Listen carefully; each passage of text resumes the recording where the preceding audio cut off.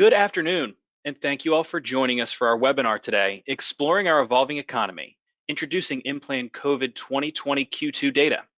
My name is Joe Dembski, and I'm moderating this IMPLAN webinar today. Before we begin, I would like to go ahead and cover a few housekeeping items. You may post a question at any point during the presentation today using the chat box on your screen.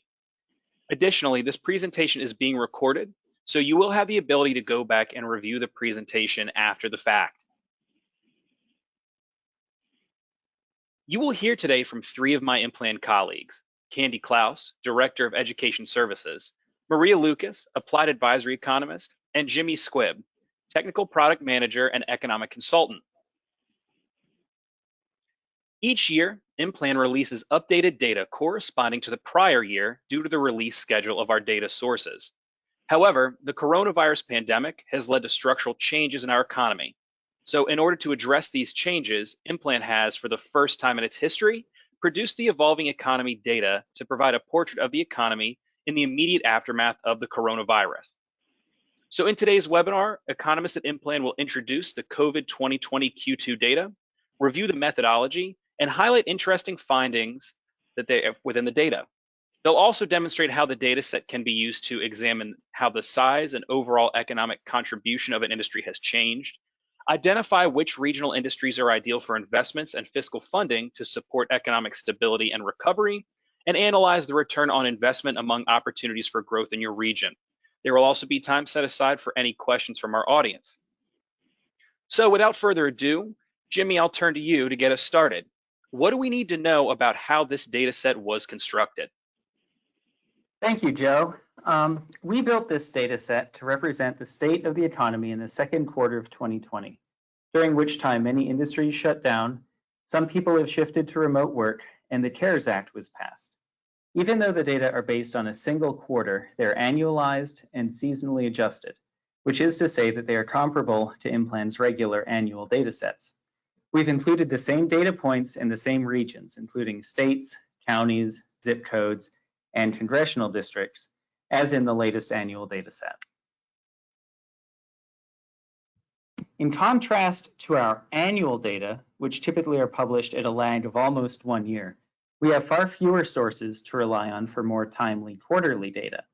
When estimating the 2020 Q2 data, our method was to start with our annual 2018 data set as a point of reference, and then find source data on 2020 Q2. We relied primarily on data from the Bureau of Labor Statistics and the Bureau of Economic Analysis. The BEA publishes quarterly GDP estimates, which include not only values for GDP, but also for components of value added, personal income, and personal consumption expenditures, among other things. The BLS publishes the Current Employment Survey, which gives detailed information on variables like employment by industry and compensation by industry. The BLS also publishes more aggregate state-level data on employment by industry. We used both of those sources, along with productivity data from the BLS, to estimate changes in employment, output, compensation, and other components of value added by industry and by region. We supplemented this with information from the Small Business Administration on the Paycheck Protection Program component of the CARES Act. And clearly, the economy in the second quarter of 2020 differs substantially from that in the first quarter of 2020 or in 2019 or 2018. The data on each of these variables will highlight some of those changes, including, for example, lower restaurant consumption, relatively higher growth in the technology sector, lower GDP, all of which will affect impact multipliers. Thank you very much for that, Jimmy. So now, Maria, I'll turn to you and ask, what were some of the trends that were noted in this data? Yeah, absolutely. Well, let's start with some national level industry changes to kind of build off of what Jimmy was just talking about. Here are the top 10 U.S. subsectors by wage and salary employment loss. The U.S. subsector that lost the most jobs between 2018 and the second quarter of 2020 is food services and drinking places, where almost 5 million wage and salary positions were lost, followed by administrative and support services. In amusement, gambling, and recreation, and in clothing and clothing accessory stores, wage and salary employment is about half of what it was in 2018. Next, we see administrative government with a net employment decrease of 3%. If we were to view government employment more disaggregated within the IMPLAN application, you'd actually find that state and local hospital and health services employment did increase by 14%, gaining almost 90,000 workers. But overall, roughly 700,000 government jobs were lost. Somewhat surprisingly, we do see ambulatory healthcare services, but this likely reflects that households largely visited the doctor or dentist in emergency situations only, or if they were directly affected by coronavirus. This is followed by personal and laundry services. Then we see in accommodations, wage and salary employment went down just over 30%. Finishing off the list, we see there has also been significant job loss in construction and in social assistance. On the flip side, we actually do know that there are some subsectors that have grown since 2018 that we see here, attributable both to our evolving economy in general. Like Jimmy said, there's changes across 2019 and the first quarter of the 2020 year that have attributed to these changes, along with changes in the way that we function, specifically during the pandemic in this second quarter. The subsector that gained the most wage and salary employment is couriers and messengers, then information services, then insurance. Next, we see computer and electronic production manufacturing. This subsector includes electromedical and electrotherapeutic apparatus manufacturing, which has seen a substantial uptick on its own to meet demand for medical equipment like ventilators. The list continues on with funds, trusts, and other financial vehicles, waste management and remediation services, oil and gas extraction, data processing, then building material and garden equipment supplies, as folks have been spending more time beautifying their outdoor spaces. And finally, we see forestry and logging. Overall, throughout the United States, wage and salary employment in 2020 Q2, was down 11% overall from 2018, but employee compensation only fell 3%, illustrating that these jobs that have been lost are among lower wage positions throughout our country. There are many forces at play that affect household spending and savings during this time. Cities shutting down, stay-at-home orders going into effect, combined with economic insecurity, spending has been negatively affected. Simultaneously, the stimulus check and additional federal unemployment benefits have provided a boost to households. So the way this shakes out and the way that households use their income in the second quarter of this year is captured in the IMPLAN COVID data set. So we can take a look at that. So from here, we see that household income did grow from 2018 to 2020 Q2 in all household income groups except for the lowest and highest income groups. Household commodity demand decreased across the board. We see that households are saving quite a bit of their income. For example, households earning $70,000 to $100,000 a year on average saved just 2% of their income in 2018, but saved 20% of their income in 2020 Q2.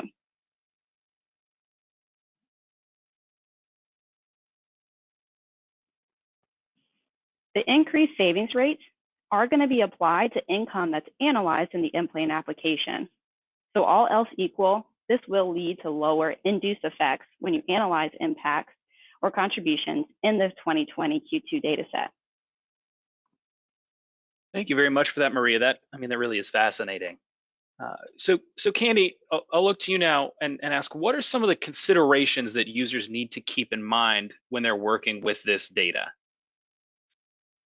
As Maria mentioned, the second quarter saw some infusion of government money into the economy from the CARES Act. The Paycheck Protection Program money was treated as subsidies for industries, and an IMPLAN shows up as reductions in taxes on production and imports, or TOPI. Remember, TOPI is always reported as a net of subsidies. The decreases in TOPI were offset by equal increases in other property income, which explains why some industries see losses across all pieces of value added except for other property income. This other property income is the infusion of the government money for covering operations and maintaining employment levels. Because TOPI is net of subsidies by definition, and the second quarter of 2020 saw excessive subsidies due to the CARES Act, tax results are overestimated at the local and state levels. You see this when examining the tax detail and noting that all the growth is in TOPI, not in personal taxes. While local and state TOPI actually stayed relatively stable, the share of these total TOPI looks to increase in the data. Therefore, we recommend using your own tax estimates for the local and state levels, or using tax estimates based on the 2018 data year in lieu of the COVID 2020 Q2 data year.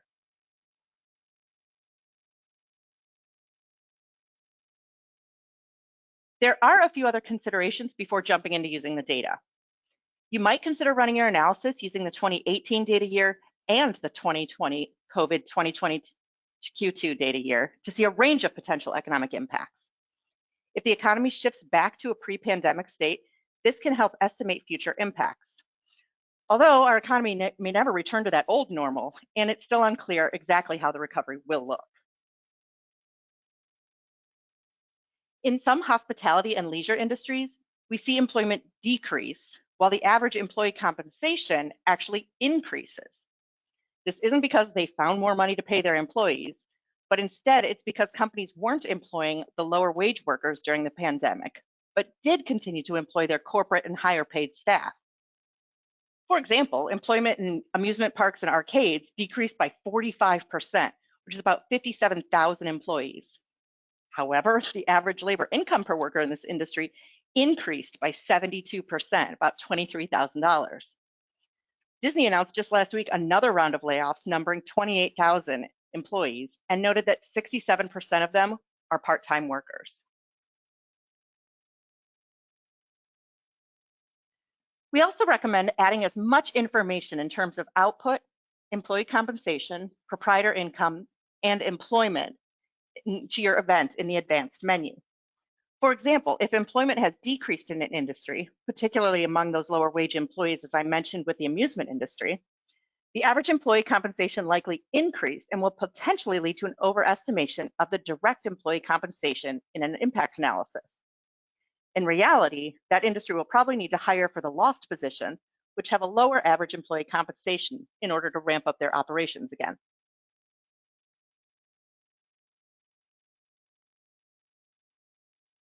You may also want to consider using analysis by parts, or ABP. ABP is the suggested technique for analyzing a firm or industry that doesn't follow the Leontief production function for that region, when the necessary edits can't be made using that advanced menu of an industry event. Since the direct effects and the first round of indirect effects are the most significant in impact analysis, modifying your analysis using ABP can help you better reflect the current state of the economy.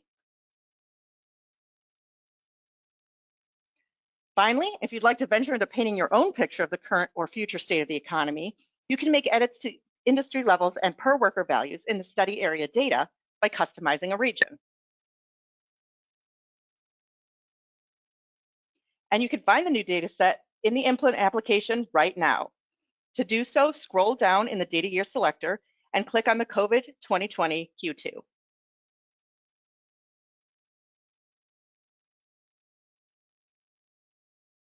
Thanks for walking us through that, Candy. So now that you've shown us where the data set can be found in the application and talked about some things to keep in mind when using it, let's go ahead and demonstrate how you'd want to run an industry contribution event, maybe comparing the COVID data results with the results from 2018 data. Sure. Here in our impact screen, I created one industry contribution event in Industry 172, Pharmaceutical Preparation and Manufacturing, with a value of 100%. I chose here to use the industry contribution event because this estimates the value of the industry at the current levels of production to show how the industry looked during the second quarter of 2020. While the focus of the analysis still looks at backward linkages, industry contribution analysis differs from the standard economic impact analysis. In this case, I want to look at the entirety of the pharmaceutical industry, so I have that value at 100%. I can then drag this into both the COVID 2020 Q2 group and the 2018 group and click Run.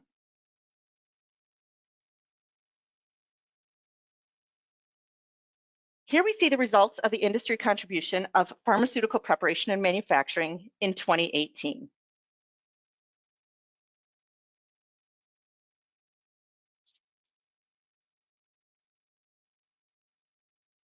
table shows the results of the same industry contribution event using the COVID 2020 Q2 data set.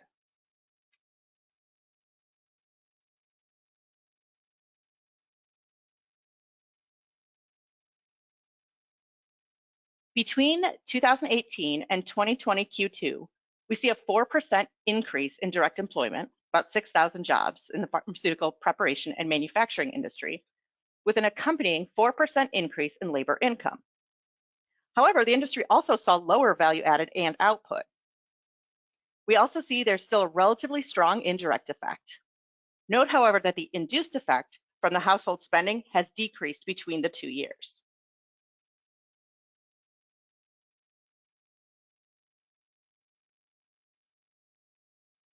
So Candy, I'd say the changes in the pharmaceutical manufacturing industry are pretty clear there.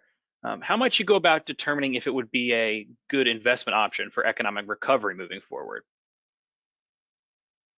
Looking at the employment in the pharmaceutical industry over the last 2 decades, we see that in 2001, there were 179,000 employees in this industry. In 2018, there were 168,000.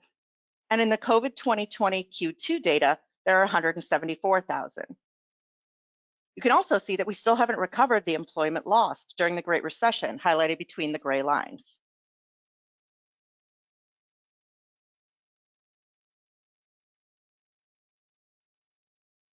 Here we can see the adjusted values for employment, labor income, value added, and output, all in billions of 2020 dollars for a few key years. 2002 saw the height of employment with 188,000, an output of 346 billion. 2006 had the highest output, and 2009 had the highest value added.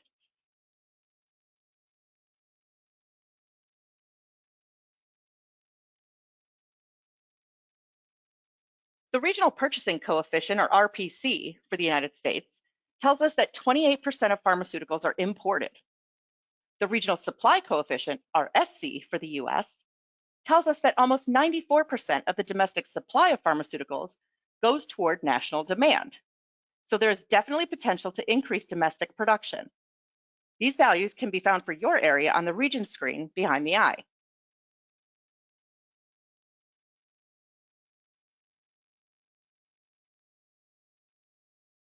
For users that have IMPLAN occupation data, be careful when using it tied to the COVID 2020 Q2 data. There is no update to the most recent occupation data. Therefore, it will not reflect some of the dramatic changes that have occurred due to the pandemic. Industries like amusement parks and arcades, for example. Those ratios are in the COVID 2020 Q2 data are the same as those in the 2018 data.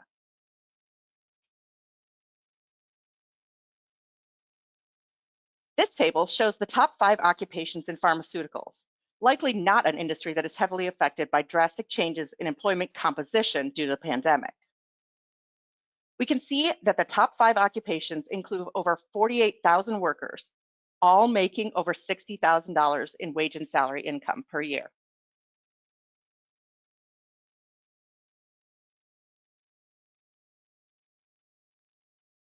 In terms of required education, over 55,000 employees need only a high school diploma. There are also over 46,000 jobs for employees that have a bachelor's degree.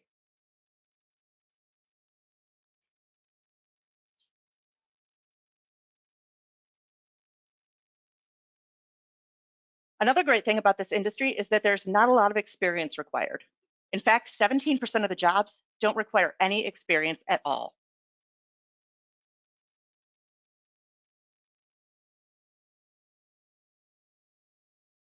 Well, this is all very fascinating. And so Maria, how could you use this insight to then maybe identify industries to support for recovery on, say, a regional level? Sure, I did something similar, but narrowed down my focus to the North Carolina region. I've identified industries ideal for investment and physical funding in North Carolina based on this criteria I've defined. Like pharmaceutical manufacturing in the US, I'd like to target industries that have grown in North Carolina in terms of employment between 2018 and 2020 Q2.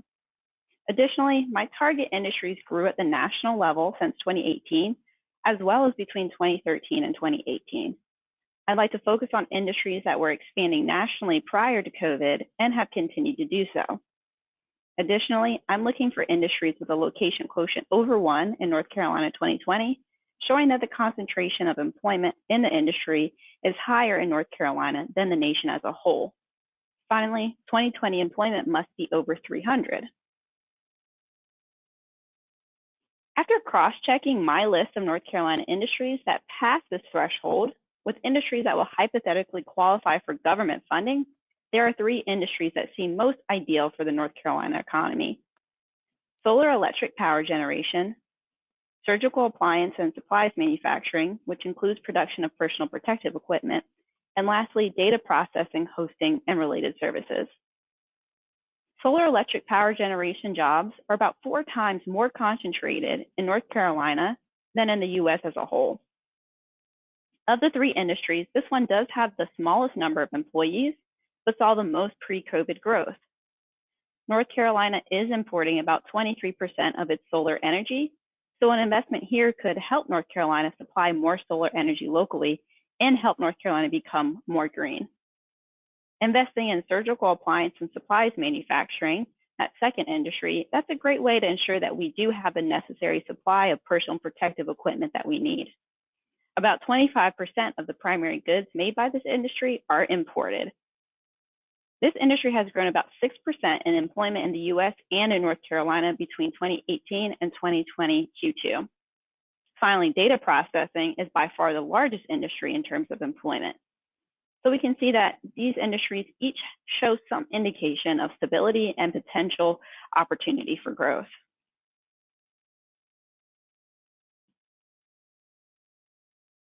So Maria, how would you go about then analyzing the return on investment among opportunities for growth in your region? Great question. Now that I've narrowed the targeted industries down to just 3, I can analyze very easily which would have the biggest impact on the North Carolina economy. We'll assume that government funding will enable one of these 3 industries to produce $10 million worth of output. Here's how we'd set up our analysis: a $10 million industry output event in each target industry. All 3 events are analyzed through the North Carolina 2020 Q2 region. Well, let's take a look at the results from this analysis. Of the 3 targeted industries, the solar power industry would need to hire the most employees, with a direct employment of 37. But looking also at the indirect and induced employment supported by these industries, we actually see that data processing, hosting, and related services has the largest employment impact, supporting a total of 74 jobs. Data processing, hosting, and related services also generates the largest contribution to the North Carolina GDP, with a total value added of $9.5 million. Data processing overall does provide the biggest return to the North Carolina economy in terms of jobs and GDP.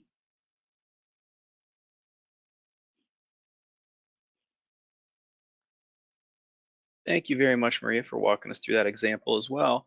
So that's actually going to bring us to the conclusion of the presentation. So at this point in time, we're going to move into our Q&A period. We've got quite a few questions that have come in, but I will go ahead and remind you, everyone, that if you do have any questions, please enter them in the box on the right side of your screen, and we will go ahead and address those now.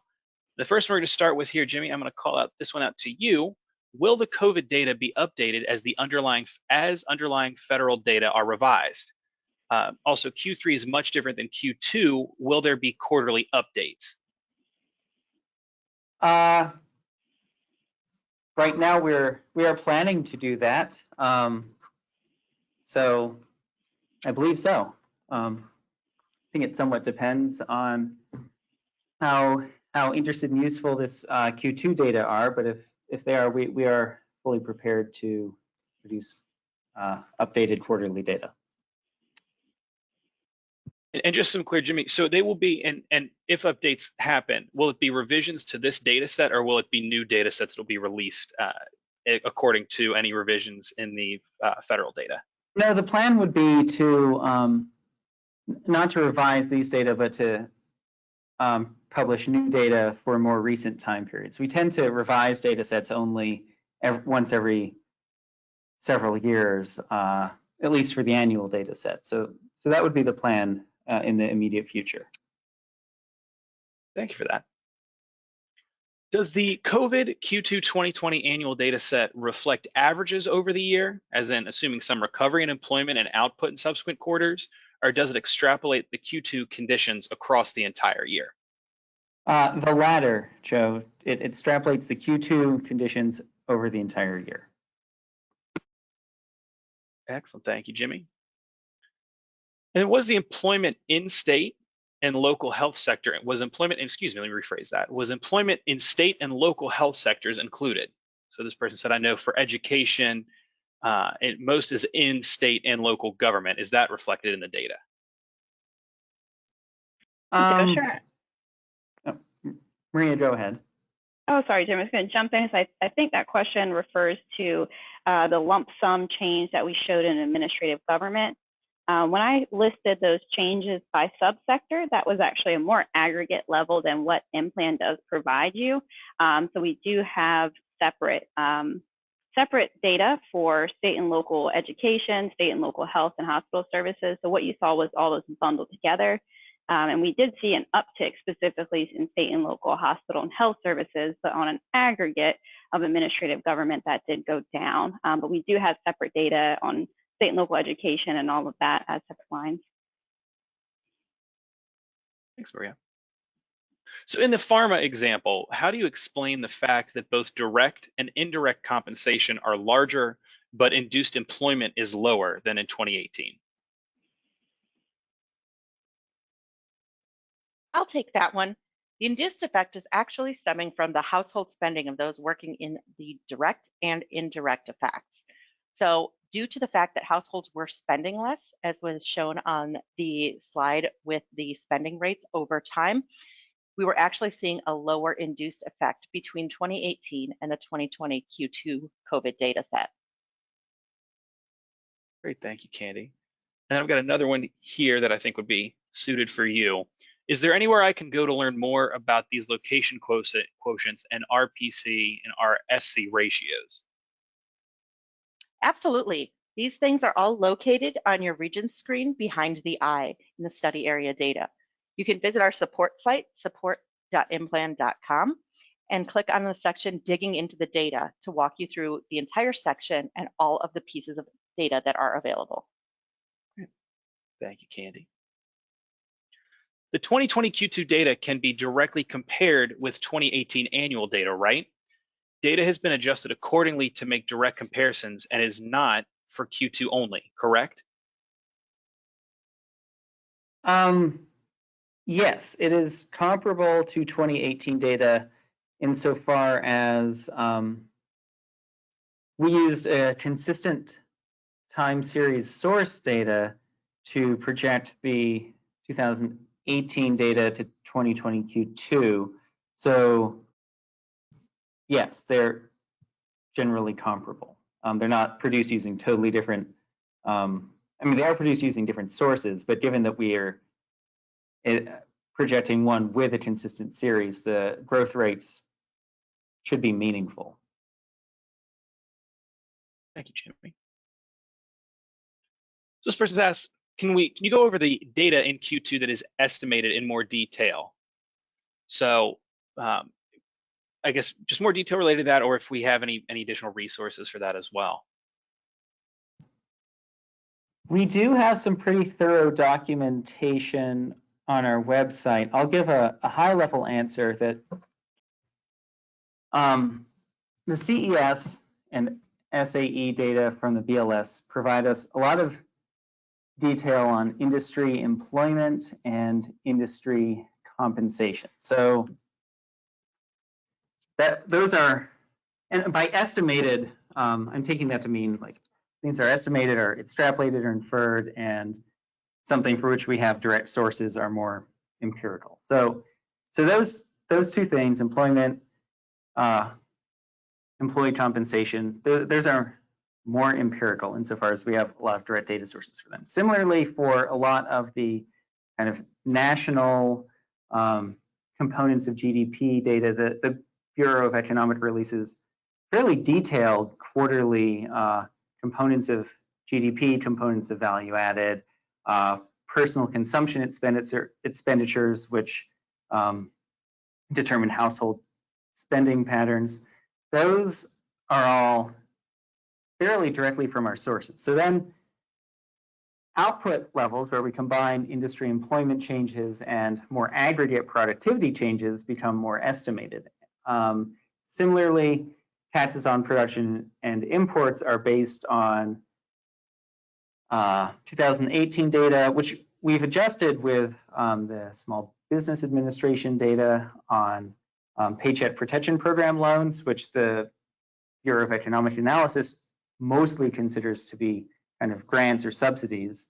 Other than that piece, though, TOPI is inferred from changes in output rates as well as national controls. And similarly, other property income is estimated that way. And the state level data that we have are more aggregate industries, so we don't have as much detail or resolution in estimating state level industry changes. But please see the website for more, and we're happy to answer more detailed questions too. Thank you, Jimmy. And I'll piggyback on that and say that we do have a pretty robust support. There's a pretty robust amount of information on our support site, and we also have a COVID-19 resources page on the website. That in the follow-up to with the webinar recording, there'll be links to all that information as well. That anyone that wants to do some further reading after the webinar, we'll link you to all that there. I've got a question here that I'll go ahead and address. When will I be able to look at the data that's relevant to 2019? So as we pointed out at the beginning of the presentation, generally speaking, IMPLAN releases annual data or data on an annual basis for the prior year. And that's just due to the release schedule from the sources that we use. So we are expecting a release for our 2019 data set to be late November and early December. And if you have an active subscription to IMPLAN, you'll automatically gain access to that data when that is released. Like I said, we're anticipating late November or early December for that data release. So Candy, I'm going to ask you about this one since this was part that you pointed out. Where is the employment background data that you pointed out to, like your experience levels or education levels? Is that in IMPLAN? Absolutely. Our occupation data is something new that was just launched, I believe, last month in IMPLAN. It is an add-on to your standard subscription, and you can find out more about that on our website, support.implan.com, or by contacting us through email at support@implan.com. When you do that, you'll find additional occupation details for your region behind the eye. And on your results screen, you'll also see the results aggregated into industry impacts, including those knowledge, skills, and abilities, as well as education level, on-the-job training, and experience required. Excellent. Thank you, Candy. So is the reduction in induced impacts likely to be a quirk of the Q2 data given widespread lockdowns? So as restrictions ease, wouldn't we expect higher consumption compared to Q2 and potentially compared to 2018?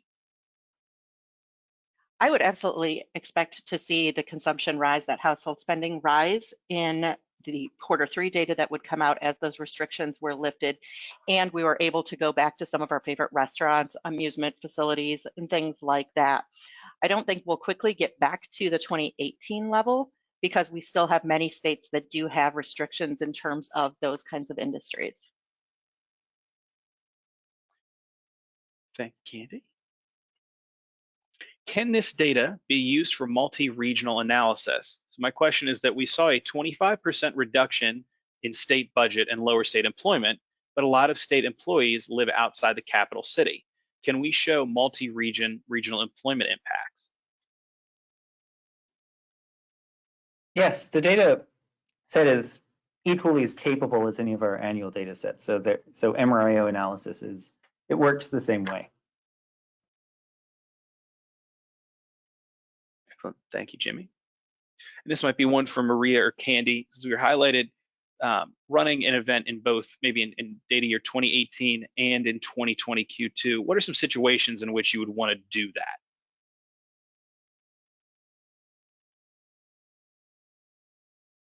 Sure. So that's really going to be appropriate when you're looking to get some sort of range of potential effects from your analyses. This is particularly appropriate if you're looking to model effects that are projected to happen in the next couple of years, where we really don't know exactly what our economy will look like. If we recover and our economy turns back to more of an old normal, then the results produced from the 2018 data set may be more realistic.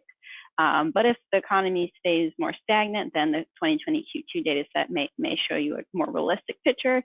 But in general, we know our economy is rapidly changing. And so using both data sets to run your analyses can give you somewhat of a range, especially for things that aren't happening right now. If things are happening currently, then you can use the most recent data set as that COVID data set, taking into account those considerations that Candy did go over.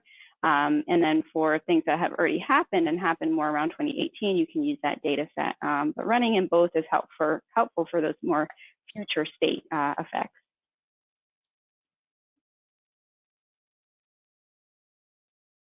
Thanks, Maria. Anything you want to add to that, Candy? No, I think that's exactly it. As no one is really sure how the recovery is going to go, we want to be able to give people options in terms of looking at what the potential outcomes for their economy might look like. Thank you all. One more here. I have never used IMPLAN before. So what resources do you all offer to get users acquainted with your software? I'll take that one. We have a fantastic support site that not only has written articles that can walk you through various types of introductory pieces, as well as modeling everything from introductory things all the way to advanced use cases like that analysis by parts I spoke of. We also have some quick start videos that are available on our website to get you going with some visuals in there. And then we do offer a complete training program as well if you'd like to immerse yourself. Right now, virtually every week for 5 weeks, we get together for 4 hours. Excellent. Thank you, Candy. And another one here that's kind of a follow-up on an example that you used here. When should you choose to run an analysis by parts when using this data? If you know more about your industry than the advanced customization in an industry event will allow you to input, we recommend using analysis by parts. For example, if you want to model an industry that you know was not paying any taxes, analysis by parts would be the option for that. Maybe a nonprofit or a government hospital, looking at increased spending or reduced spending during this period. So anytime you have something that you know more than the average for your region would reflect, we recommend using analysis by parts. Thank you very much, Candy. And we've got one final question here that I will go ahead and handle, and it is, do I have access to this Q2 data set now? And the answer is yes. So the data set is available right now with all current IMPLAN subscriptions. As Candy demonstrated earlier, as long as you have an active IMPLAN subscription, you can find it right there in the application. So if you do not have an active subscription and you're interested in accessing this data set and any subsequent data sets, please contact us at events@implan.com and we'll get you set up to gain access. But with that, we are actually out of time for the day. So I want to thank everyone so much for your questions. And if we were unable to get your question answered, or you didn't get a chance to get them in the chat box, please reach out to events@implan.com. We'll happily address any of those questions. And I want to take a moment to thank our presenters, Maria, Candy, and Jimmy. Thank you, Joan. Thank you, everyone. And then once again, I want to thank everyone for their time with us today. Please feel free to reach out with any questions and check out implan.com/COVID-19 for more information on the evolving economy data and resources for modeling the economic impact of the coronavirus. Also, keep an eye out for an email from us that will include today's recording, and as I mentioned previously, some of those additional resources surrounding the data. So once again, I want to thank you all very much. Thank you. Have a great day.